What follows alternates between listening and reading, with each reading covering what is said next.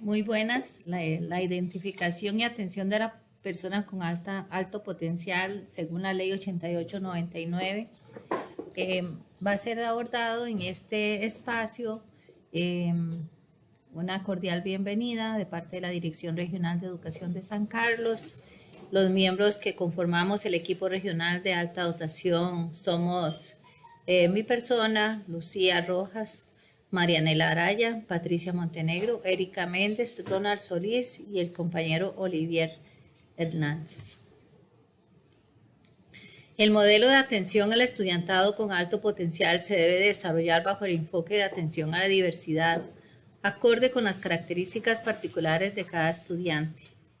Esto de acuerdo con la educación inclusiva, eso de acuerdo con el diseño universal de los aprendizajes y con todo lo que conlleva la atención de la población que se tiene en el aula. Entonces es de trascendental importancia considerar a todos y cada uno de los estudiantes que tenemos a cargo para poder atender sus necesidades según las capacidades, habilidades, intereses, ritmos y estilos de aprendizaje.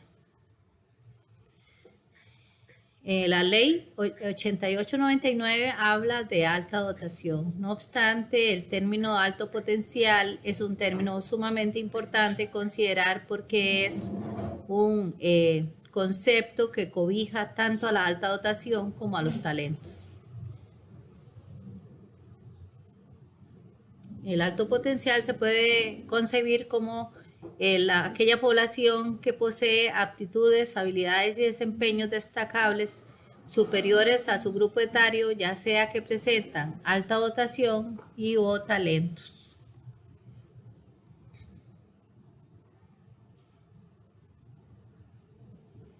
La alta dotación, por su parte, se refiere a aquellos estudiantes que muestran elevados niveles de capacidad intelectual y eficacia en cualquier forma de procesamiento y gestión de la información superior a la esperada para su edad, presentados en las áreas cognitivas y creativas.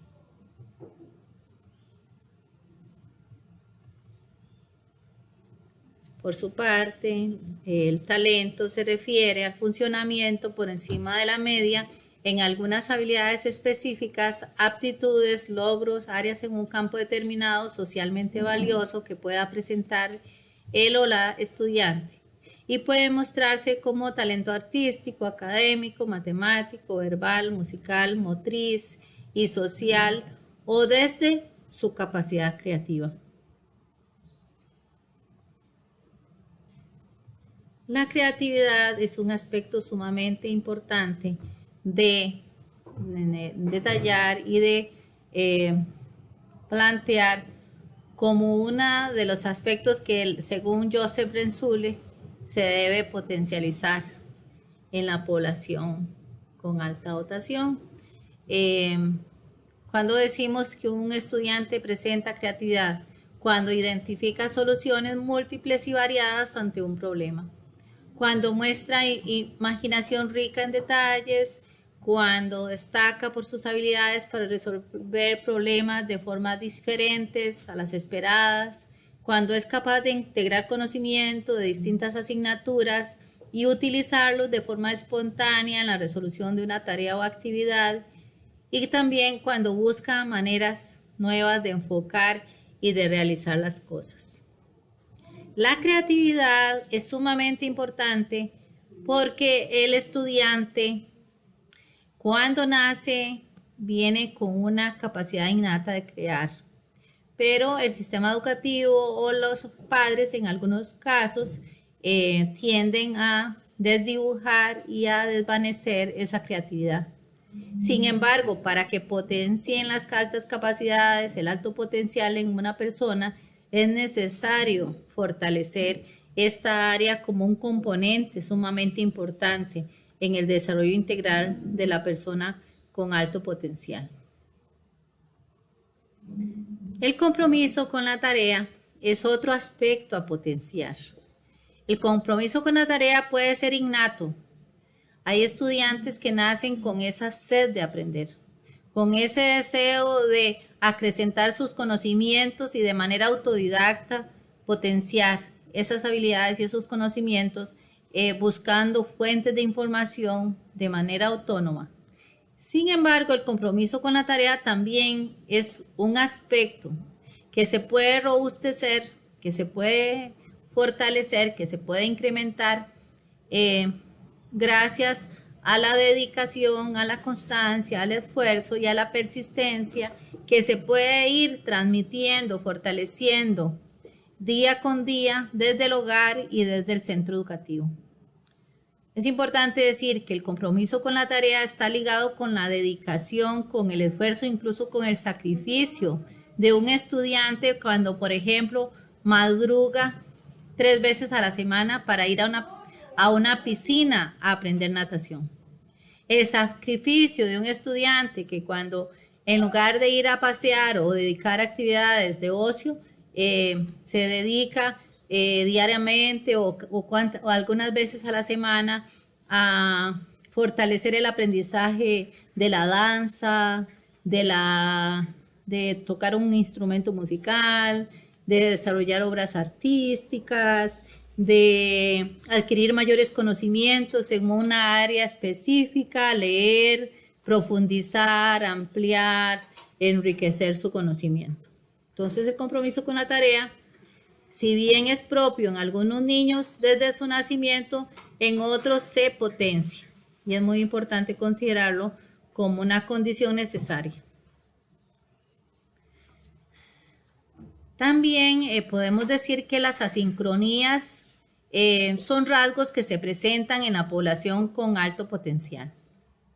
Tenemos estudiantes que a nivel cognitivo muestran un funcionamiento significativamente superior a la media o al promedio, pero que en su área psicomotora o socioafectiva muestra un desfase. O podemos tener estudiantes con habilidades psicomotrices sobresalientes por encima de la media, como son los deportistas, los gimnastas, los dibujantes, etcétera, pero que su capacidad cognitiva puede estar en un nivel menor o a nivel socioafectivo. Entonces, es importante decir que las asincronías son condiciones que se dan en el desarrollo donde todas las áreas no crecen o se incrementan de manera sincrónica o de manera simultánea. Cuando un docente ve a un estudiante con alta capacidad de razonamiento matemático, pero que escribe muy feo o que sus trazos son muy defectuosos, podría incluso a veces dudar de la capacidad de su estudiante.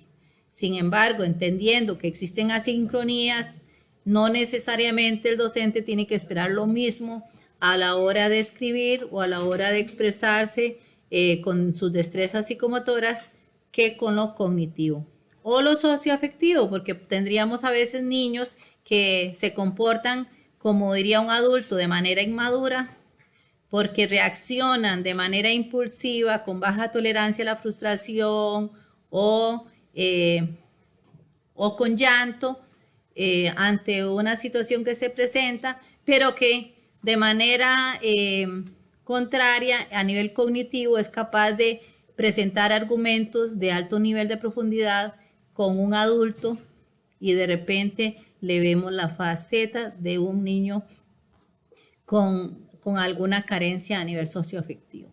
Entonces, todas esas variables se pueden dar en una misma persona desde las asincronías. También es importante decir que la doble condición se presenta cuando un estudiante, además de tener una habilidad específica en una o en varias áreas, muestra una necesidad particular que podría ser un trastorno del espectro autista, que podría ser una condición de bipolaridad, que podría ser una condición de dificultad del aprendizaje, como dislexia o una dificultad específica en alguna área. Los niños entonces presentan una doble condición que ameritan un apoyo específico para abordar su déficit en un área determinada y que también podría necesitar un apoyo específico para potencializar e incrementar y fortalecer una habilidad o varias habilidades específicas que muestra ese estudiante. Dentro de algunas de las características que podríamos expresar que se ven en un estudiante y que no necesariamente son características que se dan todas en el mismo individuo, tenemos las habilidades y destrezas para el aprendizaje en una o varias áreas cognitivas, como ciencias, matemática, idiomas, podrían ser específicas como en música, gimnasia, arte, deportivas, teatrales, comunicativas, etcétera. Y también tenemos las capacidades creativas, que sería la capacidad de generar nuevas ideas, que también vemos en algunos niños que son capaces de crear herramientas, diseñar objetos poco comunes, diseñar obras de arte, etc. También son aquellos estudiantes que aprenden los contenidos de las áreas de interés a un ritmo más rápido. Tenemos estudiantes que con solo una explicación del profesor o con una lectura que hizo de un texto ya tiene un dominio de lo que el docente, según las expectativas del programa de estudio, espera que el estudiante sea capaz de alcanzar. Ese ritmo es más rápido que la media de su grupo donde él está. Y eso implica que el estudiante no requiera repetición ni requiera mucha práctica, sino que él puede avanzar a otros temas. Mientras que los niños en promedio, pues podrá hacer que requieran mayores explicaciones, mayores repasos, mayores detalles de la información que está abordando el docente. También podemos decir que son niños que aprenden de manera temprana, de una forma natural. ¿Eso qué quiere decir? Que de repente el papá lo observa en el supermercado leyendo los rótulos de los alimentos, o en la calle donde van leyendo McDonald's, Pops, Parada, etcétera. Entonces de repente el papá se entera que su hijo ya lee, pero nadie le enseñó. Esa adquisición es de forma natural. O cuando de repente el papá lo ve sumando, contando, haciendo razonamientos matemáticos en los cuales el docente no existe, o no hubo una mediación de un docente y tampoco del padre o encargado. Son niños que sobresalen respecto a los estudiantes de su edad muchas veces por las preguntas que plantean, por los argumentos que brindan, por los criterios que emiten, etc. Podríamos decir también que los niños de alto potencial son niños inquietos, intensos, se dice, porque se interesan en un tema, etc. Y otras características que no necesariamente todas se presentan en el mismo individuo. En cuanto al proceso de identificación, es importante indicar que para el padre de familia es una necesidad cuando detecta comportamientos disímiles entre sus hijos, y cuando ve que un niño respecto al otro sobresale en su desarrollo, en sus características, en sus distintas habilidades. Pero también el docente en el centro educativo necesita ser capaz de identificar esta población, porque ellos requieren un abordaje, un apoyo y una atención muchas veces diferenciada, o por lo menos que se le atienda según su ritmo y sus capacidades. Podríamos decir que hay unos pasos importantes a abordar el docente en el aula, y es el primero, la observación. El docente tiene que ser conocedor de las características de ese estudiante, tanto en sus habilidades como en sus necesidades. A través de la observación, el docente puede ver las distintas habilidades que muestra, los distintos intereses, las distintas capacidades, y por qué no, puede tener alguna necesidad especial que simultáneamente esté mostrando ese estudiante. Cuando el docente observa con detalle a través de las intervenciones, tanto orales como escritas, como de participación, como de socialización, como las preguntas que plantea, los aportes que brinda, entre otros. Es necesario que además de observar exista una recolección de evidencias. El recolectar evidencias significa que yo pueda de manera tangible tener una producción de texto, tener un video que ha creado ese estudiante, tener una obra de arte que ha producido, una poesía que ha creado, o también la recolección de evidencias se puede sistematizar en una bitácora o en un cuaderno del docente donde pueda hacer anotaciones de lo que ha ido observando. Que también es importante explorar los intereses, porque los intereses pueden estar orientados en áreas que no son propias del currículo. Entonces es importante que aunque no son áreas propias del currículo, podrían suscitarse espacios donde él pueda continuar fortaleciendo. Análisis de evidencias, entonces, una vez que se recaban o recolectan las evidencias, se debe analizar para poder decir, bueno, este estudiante muestra altas habilidades en matemática, específicamente en esta área, en la estadística o en el razonamiento lógico matemático. O este estudiante presenta habilidades específicas en la comunicación, en los idiomas, específicamente en inglés o específicamente a nivel oral o específicamente a nivel de la producción escrita. ¿Por qué? Porque no necesariamente un niño que expresa oralmente con sus habilidades por encima de la media, no necesariamente tenga la misma habilidad para producir textos de forma escrita. Y inverso, si un estudiante es hábil para escribir poesía, para crear cuentos, para producir historias, no necesariamente tenga la habilidad de comunicación oral. También a partir de ese análisis de evidencias que se pueden ir recopilando, se elabora un informe y ese informe es por asignatura o por profesor que atiende a ese estudiante para determinar cuáles son las ayudas, cuáles son las estrategias, cuál va a ser la intervención que se le va a brindar a ese estudiante una vez que tengamos claridad de cuál es el potencial que muestra ese estudiante. Dentro de los responsables directos podríamos decir que el padre de familia ejerce un papel muy importante porque muchas veces es el primero en enterarse de las condiciones individuales de su hijo.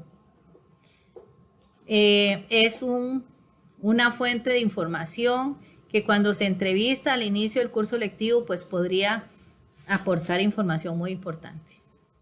También un papel muy útil y trascendental lo ejerce el docente a cargo, que es el que es responsable o de la asignatura o del grado, en el caso primario.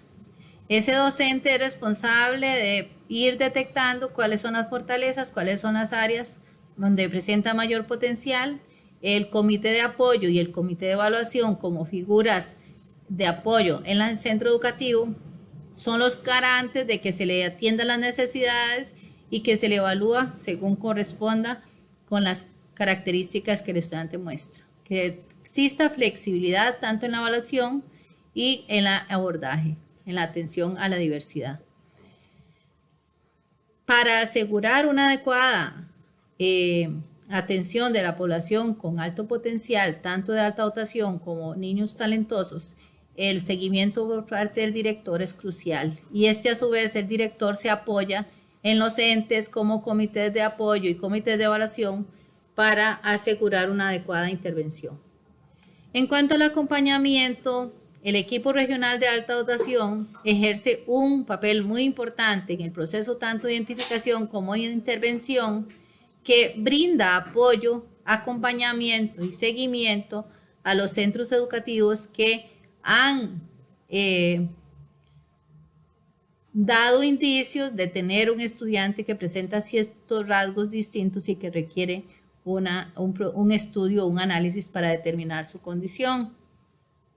También es importante decir que los asesores específicos de matemática, en este caso Erika, En el caso de español, Carlos. En el caso de Olivier y Helio, de estudios sociales, o de Cristian en ciencias, y así cada uno de ellos pueden ser fuente de apoyo para fortalecer las estrategias de intervención que se deban brindar en el aula para atender a cada uno de los estudiantes según las áreas fuertes o según los talentos o capacidades detectadas por encima de la media en los estudiantes que se tiene a cargo.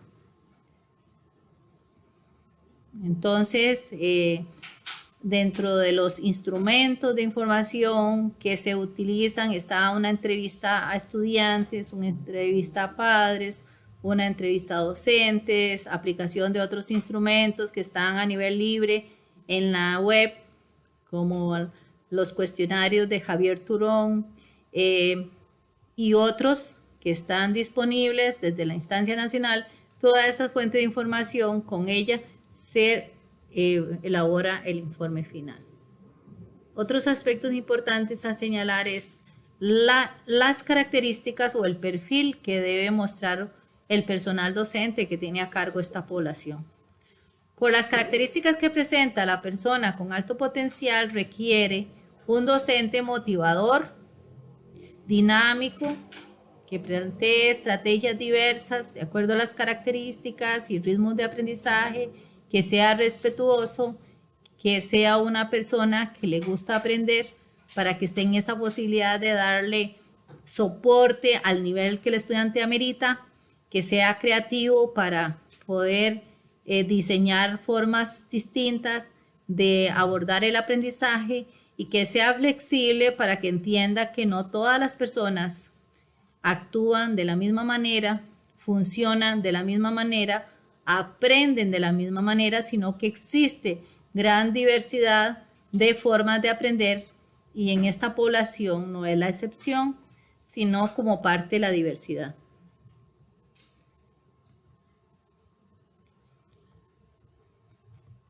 También otro aspecto importante es que el docente debe fortalecer la autonomía y el autoconocimiento, que no es ajeno a la política de transformación curricular, sino que está explícito en la política de transformación curricular y que viene a favorecer la atención de la población con alto potencial, debe promover el trabajo en equipo y la colaboración, debe fomentar el pensamiento divergente, que quiere decir que un docente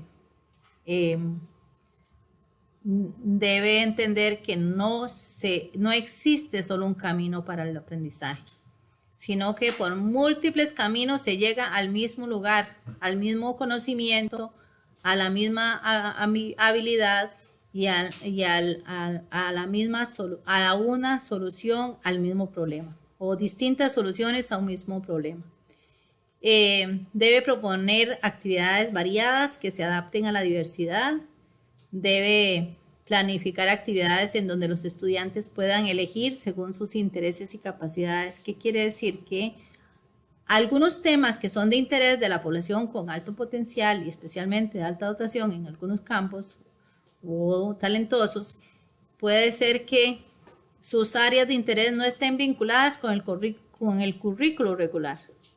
Puede ser que se centren sus intereses en temas como los dinosaurios, como crear maquetas o crear herramientas o instrumentos, como el tema de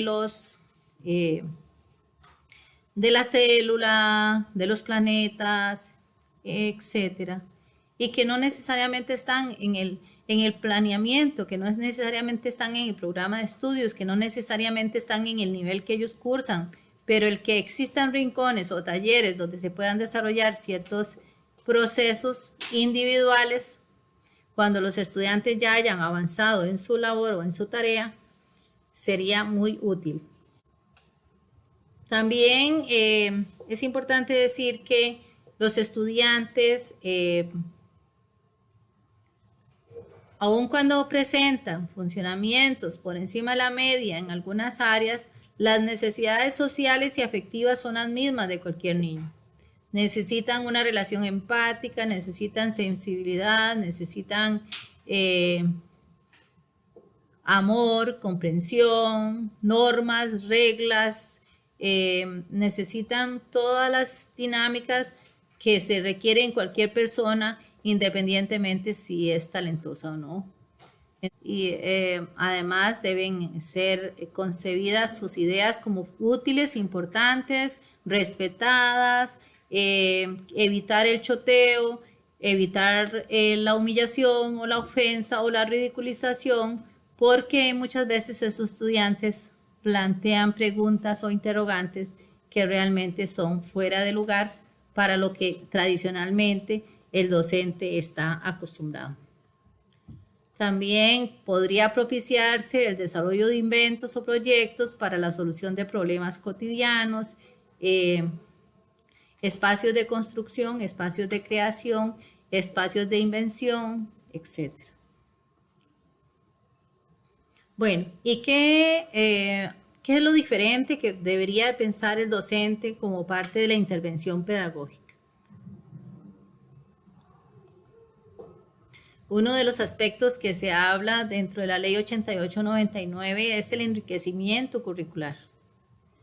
El enriquecimiento curricular lo que procura es modificar, profundizar, ampliar, fortalecer conocimientos, habilidades y destrezas de los estudiantes según los distintos programas de estudio que se desarrollan en el currículum y de acuerdo con las necesidades e intereses.